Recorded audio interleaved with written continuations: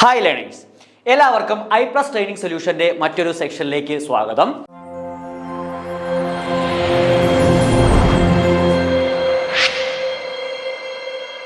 അപ്പോൾ ഇന്ന് ഞങ്ങൾ നിങ്ങളുടെ മുന്നിലേക്ക് എത്തിയിരിക്കുന്നത് നിങ്ങൾക്കൊരു ക്രിസ്മസ് ന്യൂ ഇയർ സമ്മാനമായിട്ടാണ്. അപ്പോൾ HSST എക്സാമിന് വേണ്ടി പ്രിപ്പയർ ചെയ്തുകൊണ്ടിരിക്കുന്ന എല്ലാവർക്കും ഒരു സന്തോഷ വാർത്ത പറയാനായിട്ടുണ്ട്.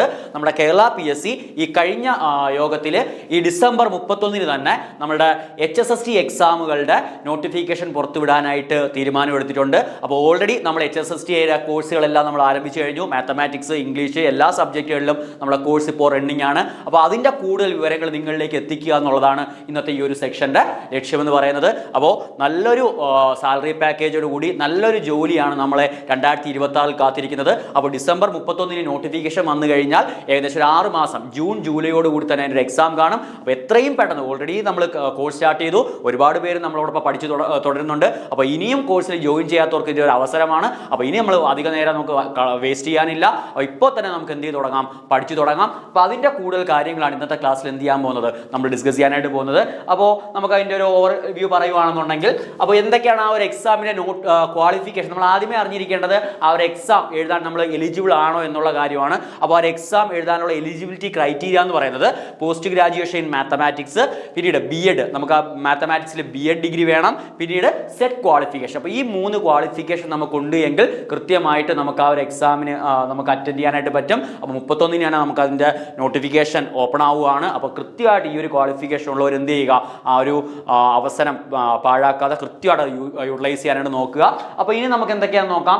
പിന്നീട് നോട്ടിഫിക്കേഷൻ നമുക്ക് വരുന്ന ഡേറ്റ് ഡിസംബർ 31, 2025 ആ ഒരു എക്സാമിൻ്റെ നോട്ടിഫിക്കേഷൻ വരുന്നത്. പിന്നീട് അതിൻ്റെ ഒരു മാർക്കിനെ പറ്റി പറയുവാണെങ്കിൽ നമ്മൾ കേരള PSCയുടെ ഏതൊരു എക്സാമിനെയും പോലെ 100 മാർക്കിൻ്റെ എക്സാമാണ് ആ ഒരു എക്സാമിനുള്ളത്.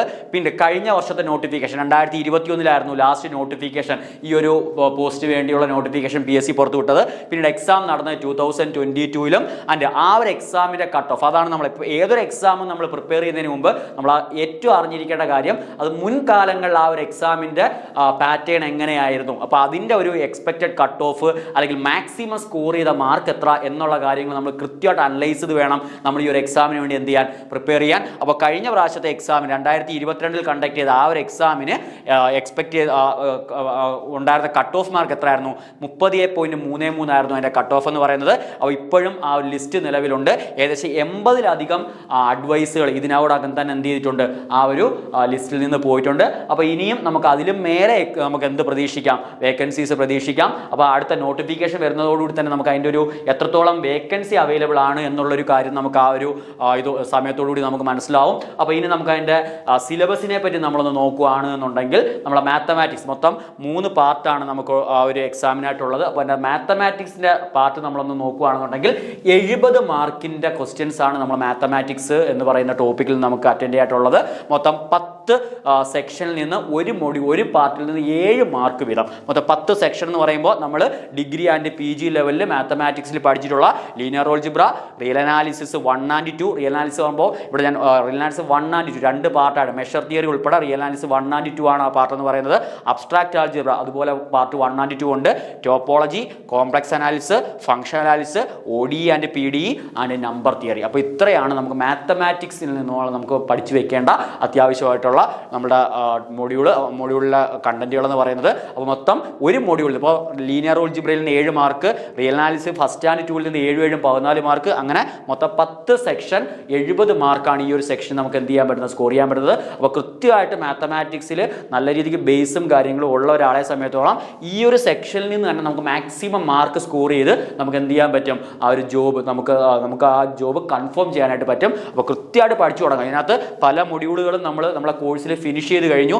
ലീനിയർ ആൾജിബ്ര ഫിനിഷ് ചെയ്ത് കഴിഞ്ഞു, നമ്പർ തിയറി ഫിനിഷ് കഴിഞ്ഞു, ടോപ്പോളജി നമ്മൾ ഫിനിഷ് ചെയ്യാറായിട്ടുണ്ട്, abstract algebra and complex analysis ഒക്കെ നമ്മൾ ഓൾറെഡി നമ്മളെ കോഴ്സിൽ കണ്ടന്റുകളെല്ലാം നമ്മൾ പ്രൊവൈഡ് ചെയ്ത് കഴിഞ്ഞു. അപ്പോൾ ഇനി നമുക്ക് അതിൻ്റെ MCQ ക്വസ്റ്റ്യൻസ് ഡിസ്കഷനാണ് ഇനി നമുക്ക് ഓൺ ഗോയിങ് ആയിട്ട് പോകാനായിട്ടുള്ളത്. അപ്പോൾ അത് വരുന്ന ക്ലാസ്സുകളെല്ലാം നമ്മൾ അതിൻ്റെ കാര്യങ്ങളായിരിക്കും. നോട്ടിഫിക്കേഷൻ വന്നു കഴിഞ്ഞു, ഇപ്പോൾ നമുക്ക് അധിക സമയമില്ല, നമ്മളെല്ലാവരും പഠിച്ചു തുടങ്ങണം. അപ്പോൾ അതുകൊണ്ട് തന്നെ കണ്ടന്റ് നമ്മളുടെ ഓരോ ടോപ്പിക് വൈസ് നമ്മൾ മനസ്സിലാക്കി കഴിഞ്ഞാൽ പിന്നീടുള്ള സ്റ്റെപ്പ് എന്ന് പറയുന്നത് മാക്സിമം PYQ ഡിസ്കസ് ചെയ്യുക എന്നുള്ളതാണ്. അപ്പോൾ വരുന്ന ക്ലാസ്സുകളിൽ നമുക്ക് ഓരോ മൊഡ്യൂളിൽ നിന്നുള്ള മാക്സിമം PYQ ഡിസ്കഷൻ ആയിരിക്കും നമ്മൾ ഇനിയുള്ള ക്ലാസ്സുകളിൽ അങ്ങോട്ട് നമുക്ക് പ്രൊവൈഡ് ചെയ്യാനായിട്ട് പോകുന്നത്. അപ്പോൾ കൃത്യമായിട്ട് ഈ ഒരു കോഴ്സിൽ നമുക്ക് എന്ത് ചെയ്യാൻ നോക്കുക, ജോയിൻ ചെയ്യാനായിട്ട് നോക്കുക.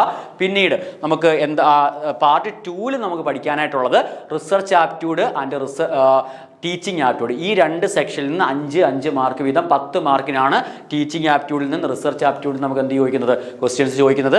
പിന്നീട് നമ്മളുടെ ഏതൊരു PSC എക്സാമിനും ഉള്ളതുപോലെ നമ്മളെ GK പാർട്ട്. അപ്പോൾ part 3 salient features of Indian constitution, renaissance in Kerala, effort to reform the society, leaders of renaissance and literary figure. ഇത്രയും ടോപ്പിക്കിൽ നിന്ന് മൊത്തം എത്ര മാർക്ക്, 10 മാർക്ക്.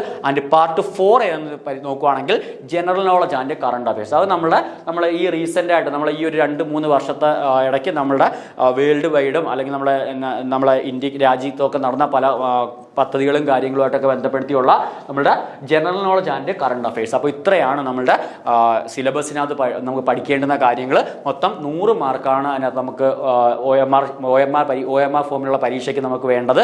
അപ്പോൾ ഇനി നമ്മളുടെ I+ൻ്റെ നമ്മളുടെ ആ ഒരു കോഴ്സിനെ പറ്റി നമ്മളൊന്ന് പറയുകയാണെന്നുണ്ടെങ്കിൽ high quality PYQ based class and notes ആണ് നമ്മൾ പ്രൊവൈഡ് ചെയ്യുന്നത്. വീക്കിലി ലൈവ് സെക്ഷൻ, ഓരോ മൊഡ്യൂൾ കഴിയുമ്പോഴും അതുമായിട്ട് ബന്ധപ്പെട്ട വീക്കിലി ലൈവ് സെക്ഷൻ ക്ലാസ്സുകൾ, ക്വസ്റ്റ്യൻ ഡിസ്കഷൻ, നിങ്ങൾ ലൈവായിട്ട് തന്നെ നിങ്ങൾ ഡൗട്ടും കാര്യങ്ങളും ഒക്കെ ക്ലിയർ ചെയ്യുന്ന ലൈവ് സെക്ഷൻ പ്രൊവൈഡ് ചെയ്യുന്നുണ്ട്. Full syllabus coverage. ഇപ്പോൾ തന്നെ ഓൾറെഡി നമ്മൾ ഏകദേശം 6ഓളം മൊഡ്യൂളുകളുടെ സിലബസ് നമ്മൾ എന്ത് ചെയ്യാറായി, ഡിസ്കസ് ചെയ്ത് കഴിയാറായിട്ടുണ്ട്. ഇനി ഒരു 4 മൊഡ്യൂൾസിൻ്റെ ഇതും കൂടെ നമുക്കിനി അതിൻ്റെ കണ്ടന്റ് തീരാനായിട്ടുള്ളൂ. അതും ഈ ഒരു വിത്തിൻ 1 മന്തിനുള്ളിൽ തന്നെ അതിൻ്റെ ആ കണ്ടന്റുകളെല്ലാം നമ്മൾ എന്ത് ചെയ്യുന്നതായിരിക്കും, കോഴ്സിൽ അപ്ലോഡ് ചെയ്യുന്നതായിരിക്കും.